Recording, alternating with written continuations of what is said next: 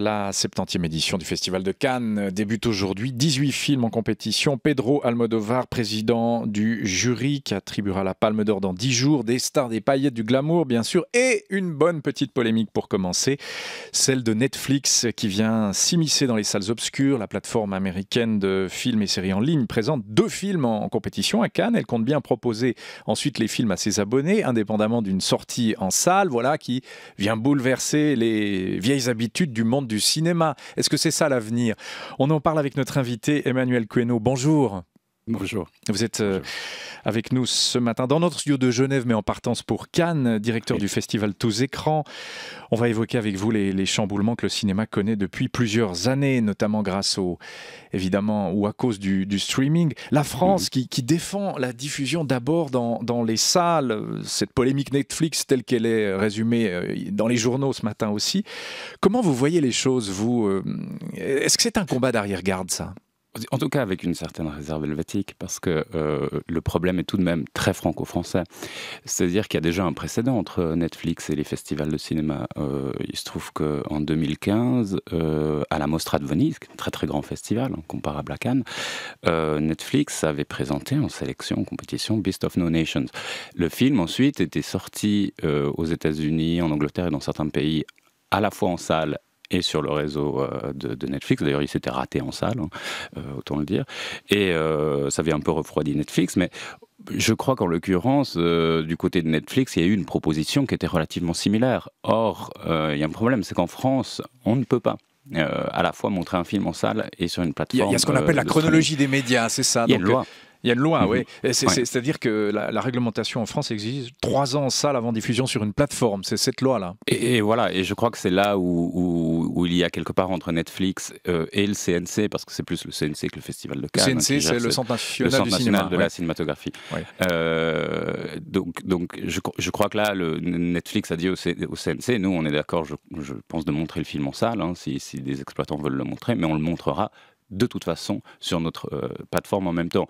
Et le CNC dit une chronologie des médias, à partir du moment où vous le mettez en salle, il faudra attendre 36 mois. Oui, alors il y a ce règlement, il y a cette loi française, peut-être un peu anachronique, Emmanuel Queno. Puis il y a Thierry Frémaux, le patron de Cannes, directeur du festival, qui lui a édicté son propre règlement, qui va entrer en vigueur en 2018. Tout film souhaitant concourir en compétition devra avoir une sortie dans les salles françaises. Est-ce qu'il a raison de faire comme ça ? Je ne pense pas. Ensuite, en plus, ça va poser des questions. C'est-à-dire, quid des films qui ne trouveraient pas de distributeur en France? C'est une bonne question, effectivement. Oui. Donc il faudrait garantir qu'il y ait un distributeur avant d'être en sélection à Cannes, sachant que Thierry Frémaux voit des films qui ne sont pas finis, parfois qui sont encore sur des bancs de montage. Enfin, tout ça me paraît très très compliqué, un peu. Ce sont des décisions qui me paraissent un peu prises à la hâte. Je comprends qu'il y ait un problème. En France, en plus, on ne s'attendait peut-être pas à ce que la polémique soit aussi violente. Donc je comprends cette idée de Thierry Frémaux de dire on va édicter une règle qui quelque part va nous prémunir contre cela, mais elle pourrait aussi elle pourrait avoir en tout cas des conséquences assez dures pour le festival. Et puis il ne faut pas oublier que ces films, s'ils ne vont pas à Cannes, ils iront dans d'autres festivals. C'est ça, les conséquences dures, c'est qu'au fond Netflix, s'il ne va pas à Cannes, ira ailleurs, à Venise, Berlin, Toronto ou dans d'autres grands festivals. On peut imaginer plutôt un affaiblissement de Cannes que de Netflix. Ouais, donc au fond, Cannes ne remportera pas la partie. Cannes va être obligée de ne plus faire la fine bouche. Je pense qu'ils assoupliront cette règle en fonction des films, en fonction des besoins, etc. Mais pour le moment, on édicte une règle, ça rassure les exploitants français, ça va permettre peut-être au festival de se dérouler dans un premier temps d'une manière un petit peu normale.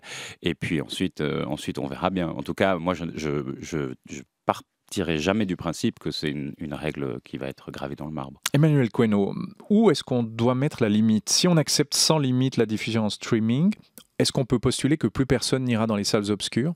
Non. Non, je crois pas. Non, je crois pas. Je pense que les salles, elles ont d'autres atouts. Elles ont leurs propres atouts. D'abord des lieux sociaux. Un appartement, c'est un lieu intime, personnel. Parfois, on a envie de sortir, on a envie de voir des films dans des salles, dans une atmosphère spécifique. Et je pense que surtout, les salles, elles ont quelque chose que personne d'autre n'a, quelque part. C'est la possibilité de faire de la programmation. Une bonne salle est une salle qui programme des films avec une vision, avec une ligne. C'est ce qui la différencie d'une salle, d'un mall, où là, on va passer tous les blockbusters sans réelle distinction. On voit très bien d'ailleurs en Suisse, c'est des salles qui résistent bien. Il y a certaines salles de centre-ville qui vont très bien. Et pour la première fois d'ailleurs, on commence à avoir de nouveau des salles au centre-ville. À Zurich notamment, c'est le cas. Il y a plusieurs salles qui sont construites. À Genève aussi. On peut penser au Cinérama Empire. Ce sont des salles qui résistent bien parce qu'elles ont une programmation qui est très lisible. Donc je pense que pour les salles, non, tout n'est pas perdu. Pour les distributeurs d'ailleurs de films en salle, avant tout n'est pas perdu non plus.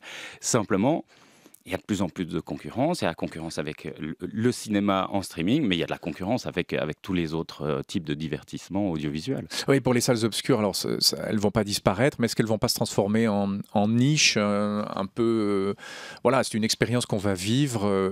Ça va quand même beaucoup se tasser, non, si tout le monde voit ça en streaming avant? Mais beaucoup se tasser, je ne pense pas. Ça s'est beaucoup tassé. Je pense que c'est ça la réalité. Un plancher selon vous? À mon avis, on voit encore une fois les indices de réouverture de salles dans les centres-villes sont plutôt bons. Donc on voit qu'aujourd'hui, la situation elle est probablement en train de se stabiliser.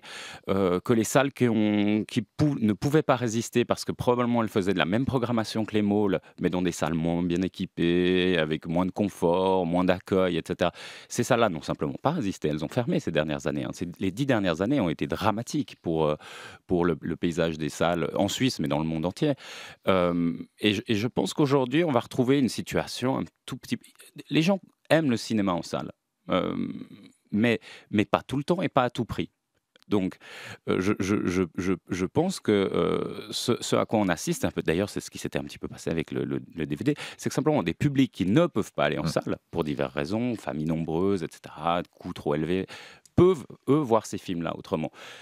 Mais ceux qui ont un intérêt à avoir, je ne sais pas, un rendez-vous galant dans une salle ou quoi que ce soit, ils iront toujours au cinéma, pour autant qu'ils trouvent des salles avec des programmations fortes. Parce que c'est ça le problème. C'est que si vous avez une programmation qui se base sur à peu près 10% de ce qui est possible de voir, et puis que sur ces 10%, les choix ne sont pas forcément les bons, eh ben, vous allez naturellement aussi vous diriger vers des plateformes de streaming où vous pouvez voir ce que vous voulez. Plaidoyer pour la qualité de la programmation, donc Emmanuel Queno ce matin. Alors, quittons la problématique des salles versus le streaming et abordons la production cinématographique. Ces géants du streaming, vous l'avez dit, étaient déjà présents ailleurs et notamment aux Oscars. Est-ce que ces nouveaux grands acteurs du cinéma, Netflix, etc., vont damer le pion aux géants traditionnels d'Hollywood que sont Universal, Disney, Warner, etc. Est-ce que ce sont eux qui sont en train de gagner la partie? En tout cas, ils ont un petit peu rééquilibré les forces. Ça, c'est certain, d'ores et déjà. Est-ce qu'à terme, ils vont gagner la partie? On peut imaginer que certains des grands groupes de majors vont tout à fait résister, sans doute parce qu'ils collaboreront aussi avec ces nouvelles formes, ces nouvelles grandes plateformes. Ce qui est intéressant, peut-être, c'est de voir que ces plateformes-là, qui sont nées il y a quelques années, elles ne se posent pas tellement la question de savoir si elles produisent du cinéma ou de la télévision. Netflix va produire indifféremment des séries et des films. Amazon fait pareil. Hulu fait pareil. Eux, ce qui les intéresse, c'est de produire des programmes qui leur semblent intéressants pour leur public. Alors, parfois, c'est une série, parfois, c'est un film. Et en fonction, ensuite, de cela, bah, c'est nous, le récepteur, qui appelons ça un film de cinéma. Parce que là, vous parlez de nouveaux géants du cinéma. Je ne suis pas sûr que Netflix se considère comme tel. Je pense que Netflix considère qu'ils fabriquent des produits audiovisuels, voilà, et puis qu'ensuite, on appelle ça du cinéma, parce que on passe dans une salle de cinéma. Et d'ailleurs, la frontière est en train de s'estomper, puisque des séries, alors certes, des séries de très haute qualité sont diffusées dans les festivals de cinéma traditionnels, comme Cannes. 2 séries seront diffusées en avant-première à Cannes cette année.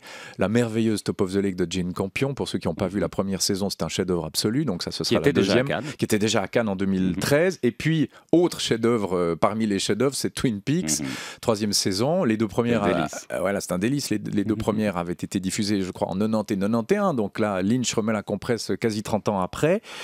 Ça, c'est une tendance inévitable, j'allais dire naturelle, que ces séries diffusées dans un festival de cinéma classique, la frontière s'estompe. Oui, elle s'est estompée à la Cannes. Je crois que ça avait commencé gentiment en 2010 avec lorsque Carlos de Olivier Assayas, qui est une mini-série, avait été montrée en intégrale. Sur le terroriste, oui. Exactement, sur le terroriste, avait été montrée dans le festival. Un festival comme 12 écrans, nous, ça fait tout simplement depuis le début qu'on monte des séries et qu'on dit que ces séries ont valeur d'œuvres d'art audiovisuelles au même titre que certaines œuvres de cinéma. Mais je crois qu'aujourd'hui, effectivement, il n'y a plus aucun festival au monde qui refuserait de prendre des séries sous prétexte qu'il s'agirait d'objets peu nobles ou de télévision, que sais-je. Cela dit, ils ne le font pas tous de la même manière. Berlin a une section. Le festival de Berlin, très grand festival, a une section pour les séries télévisées. Il montre plusieurs séries télévisées. À Cannes, on recherche plutôt des séries qui seraient des séries venues de cinéastes. Est-ce que les séries ou ce genre de séries de très haute qualité, parce que certaines ne le sont pas, ont modifié la façon de faire du cinéma actuel et traditionnel? Je ne sais pas, j'en suis pas certain. Par contre, je pense que ce que ça a modifié, c'est la perception de la part des gens qui font du cinéma, qu'il existe un public intelligent qui veut des histoires complexes. Et notamment à Hollywood, on avait déserté un petit peu ce public. On se dit, voilà, à quoi ça sert? Finalement, il faut faire de plus en plus de blockbusters pour un public assez jeune. Pas besoin de mettre autant d'argent dans des films qui sont finalement risqués. Vont-ils trouver leur public? Des drames complexes, etc. Et puis finalement, à Hollywood, on a bien été obligé de comprendre que non, il y a là un public qui est en général entre 25 et 50 ans, et puis qui est friand d'histoires complexes, avec des personnages forts, bien racontés. Et ça, je pense que c'est un changement de mentalité au sein des industries du divertissement à Hollywood qui peut être durable. Mais que Lynch refasse une série et pas un film cette année, qu'est-ce que ça veut dire de son cinéma selon vous? Je crois que Lynch, effectivement, a eu de telles mésaventures avec ses productions au cinéma. Oui. C'était quelque sauvé chose de par la France, sauf erreur. Sauvé souvent par la France, et puis souvent très maltraité pendant tout le processus de production. Lynch est quelqu'un qui a été, au même titre un petit peu que certains autres réalisateurs aux États-Unis, extrêmement violenté par le système. Et c'est quelqu'un qui a dit depuis très longtemps que pour lui, il n'imaginait pas pouvoir s'exprimer aujourd'hui complètement pleinement au cinéma. C'est pour ça que ce qui poursuit avant tout aujourd'hui, c'est son œuvre de plasticien, de peintre, etc. Et puis, qui décide, bon an, mal an, de temps à autre, quand il veut faire une réapparition dans les médias audiovisuels, d'utiliser plutôt le vecteur de la télévision que celui du cinéma. Et pourtant, des chefs-d'œuvre, il en a commis quelques-uns au cinéma. Ce ne serait plus possible pour un Lynch aujourd'hui, qui a passé 70 ans, de faire un Mulholland Drive ou un Sailor et Lula. Il n'aurait plus les moyens, il serait plus défendu suffisamment pour pendre une telle merveille? Non, mais moi, j'en suis pas sûr. Je pense simplement que Lynch, à un moment donné, dans sa trajectoire, a rencontré des producteurs très, très durs et qu'à un moment donné, il a été dégoûté. Mais je ne suis pas sûr qu'un jeune Lynch aujourd'hui qui apparaîtrait quelque part ne pourrait... On voit encore des films très, très, très énigmatiques, très, très étranges, qui sortent comme ça de nulle part, où on se dit tout d'un coup, mais comment a-t-on réussi à réunir un tel casting, etc. Donc je ne dirais pas ça, mais c'est vrai que ce sont des films qui sont extrêmement difficiles à monter. Oui, effectivement, on a suivi ces mésaventures de David Lynch ces dernières années. Alors Cannes, c'est un système qui s'auto-alimente et qui a bien besoin d'un nouveau départ artistique. La NZZ, Esther Coco le dit clairement, et se fend ce matin d'un article très critique sur le festival. C'est reparti, le festival de Cannes ouvre sa 70e édition avec ses stars bien trop connues, photographiées sur l'éternel tapis rouge. Mais avec Thierry Frémaux, qui est depuis 17 ans le directeur artistique du festival, Cannes se trouve en fait dans un mauvais film. De plus en plus de longs métrages ne sont pas présentés pour leur qualité, mais parce qu'ils sont portés par de grands noms. Thierry Frémaux pratique une politique de sélection qui menace la réputation du festival, tant elle est inflexible et élitaire. Le festival fonctionne comme un cercle fermé, dit l'article. Le participant à la compétition d'une année devient un membre du jury l'année suivante, puis président du jury l'année d'après, comme Pedro Almodovar dans cette édition. Au lieu de miser sur un programme plus attractif et plus original, Thierry Frémaux compte sur ses invités célèbres et fidèles, des grands auteurs de l'art cinématographique, aucun doute là-dessus, mais ce ne sont pas eux qui donneront une nouvelle impulsion artistique. Pour se renouveler, Cannes a donc bien besoin de nouvelles têtes. Alors ça, ce sont des critiques assez fondamentales qui dépassent le cadre de la diffusion en salle. Est-ce que vous partagez quelques-unes de ces critiques sur Cannes et sur Thierry Frémaux, Emmanuel Queneau?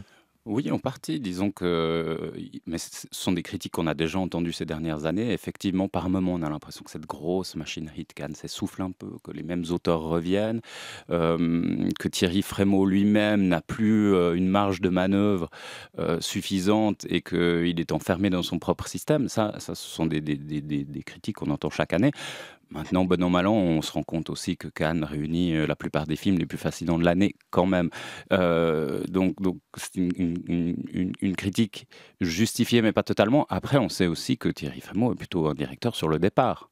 On sait qu'il fait là ses dernières éditions, peut-être même la dernière. Donc on imagine qu'il va y avoir une nouvelle direction, un nouveau directeur ou une nouvelle directrice, même une nouvelle directrice, pourquoi pas, avec évidemment de nouvelles idées. Oui, mais si on revient à Lynch, à la production cinématographique et aux plateformes Internet, est-ce que c'est pas ce e-cinéma, ce cinéma via Internet qui pourrait sauver le cinéma d'art et d'essai, le cinéma indépendant, qui permet de diffuser partout et simultanément des petits films d'auteur qui ne seraient pas rentables autrement en salle? Est-ce que le salut ne viendrait pas de là? Oui et non, c'est-à-dire que le problème, c'est que il faut des plateformes très très bien faites et très suivies aussi, parce que on sait que les seuils de rentabilité sur ces plateformes-là sont assez faibles aussi. Donc, rembourser un film d'auteur uniquement sur des plateformes, c'est assez compliqué pour l'heure. Donc, c'est possible. En tout cas, ce qui est possible, c'est de mieux diffuser, de mieux montrer les films qu'on fait grâce à ces plateformes. Il y a quelques années, une partie des films, vous les produisiez, et puis s'ils ne trouvaient pas leur public en salle, c'était fini, quelque part. Ou s'ils ne trouvaient simplement pas de salle pour les montrer, c'était fini. Aujourd'hui, ça, c'est terminé. Cette situation-là n'existe plus. Vous aurez toujours un film sur une plateforme quelque part et vous pourrez le trouver. Mais ensuite, est-ce que vous allez réellement faire l'effort de trouver ce film? Là encore, il y a encore beaucoup de chemin à faire pour créer des plateformes qui soient véritablement efficientes du type Netflix, mais pour le cinéma d'art et d'essai.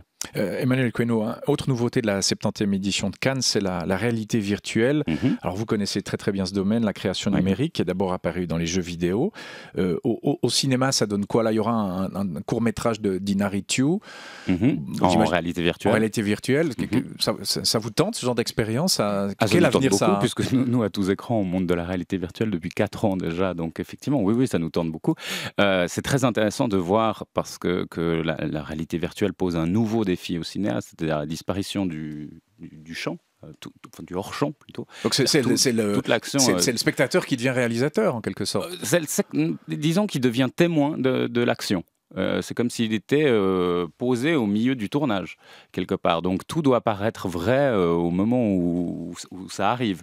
Donc le spectateur peut tourner, regarder partout, voir ce qui se passe autour de lui et choisir quelque part ce qu'il regarde. Donc tout ça change complètement les règles d'une narration et c'est assez fascinant.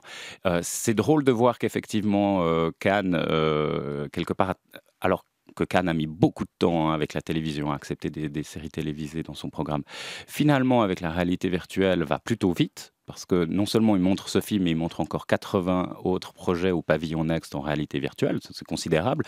Nous-mêmes, on va venir au pavillon Next avec des réalisateurs et des projets numériques suisses pour un showcase. Donc on a 3 projets numériques suisses qu'on va montrer durant Cannes dans ce pavillon-là. Et cette rapidité de Cannes à montrer tout d'un coup des œuvres en réalité virtuelle, alors qu'ils avaient été si prudents jusque-là, montre bien qu'il y a une grande appétence de tout le monde pour ces nouveaux médias. Un festival comme Cannes, qui est un festival plutôt conservateur à la base, ne peut pas ignorer qu'il y a là quelque chose qui se passe, qui est en train de bouger les frontières de la narration, d'une manière parfois encore relativement rudimentaire, parce qu'on est au tout début de ces nouveaux arts audiovisuels. Il faut imaginer que le cinéma, la grammaire cinématographique, elle s'est fixée sur des années et des années. Donc là encore, on est vraiment devant un art en work in progress. Par contre, c'est fascinant à voir. Fascinant. Et ça fait... Oui. Non, ça c'est tout à fait tentant, absolument. Non, mais je pensais à rebondir, parce qu'on a encore un sujet inévitable cette semaine sur la France et l'avènement de M. Macron. Vous parliez de ceux qui font bouger les frontières de la narration. Lui aussi a fait bouger les frontières de la narration politique. Tout à fait. Emmanuel Macron, incontournable cette semaine. On va rebondir brièvement après avoir résumé l'article. Le Temps, Valérie Drouot se demande ce matin si son gouvernement pourra tenir ses promesses. Oui, les promesses quant au style Macron, sa volonté de gouverner autrement. Comment le nouveau président et son Premier ministre peuvent-ils réformer un pays perclus de rhumatisme conservateur ? Il y a la volonté de transgression, notamment. Être de gauche ou de droite n'aura plus guère de sens si son mouvement remporte les élections législatives. L'article s'ouvre aussi sur l'attente du nouveau gouvernement. L'annonce prévue hier est repoussée à aujourd'hui pour permettre des vérifications officiellement. Macron reste maître des horloges, note la tribune de Genève et 24 heures, imposant son agenda politique aux dirigeants du centre et de la droite. Enfin, Emmanuel Macron, philosophe, opinion signée de l'écrivain Mathieu Mechevant dans Le Temps aussi, disciple de Paul Ricoeur. Emmanuel Macron le prouve notamment dans cette volonté d'être en même temps de gauche et de droite, non pas pour fusionner les deux, mais pour les faire dialoguer dans une pensée critique. C'est ça, il fait bouger les codes narratifs de la fonction politique. On a vu, probablement vous aussi, quelques documentaires dans la foulée de son élection, etc. Qu'est-ce que ça vous inspire, ça, sur le plan de la mise en scène, l'avènement d'Emmanuel Macron ?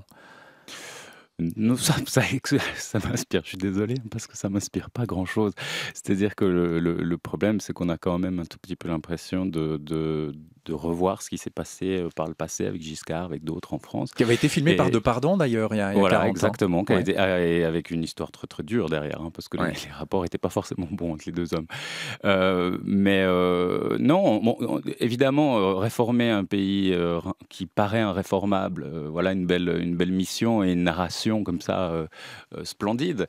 Après, je pense qu'on oublie parfois que un homme ou un gouvernement n'y peut pas grand-chose et qu'au fond, on doit parler d'un pays entier. Et puis là commencent les difficultés. Est-ce que la France veut se réformer ? Comment elle veut se réformer ?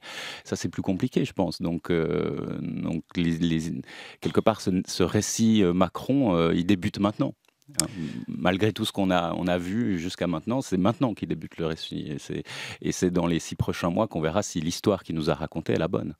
On va suivre tout ça. Vous étiez journaliste aussi, c'est pour ça que j'ai fait appel à votre passé dans cette réflexion autour d'Emmanuel Macron. Merci beaucoup Emmanuel Cohenno. Vous êtes directeur du festival Tous Écrans, en partance pour Cannes. Vous étiez à Genève ce matin. Merci d'avoir été notre invité. Merci beaucoup.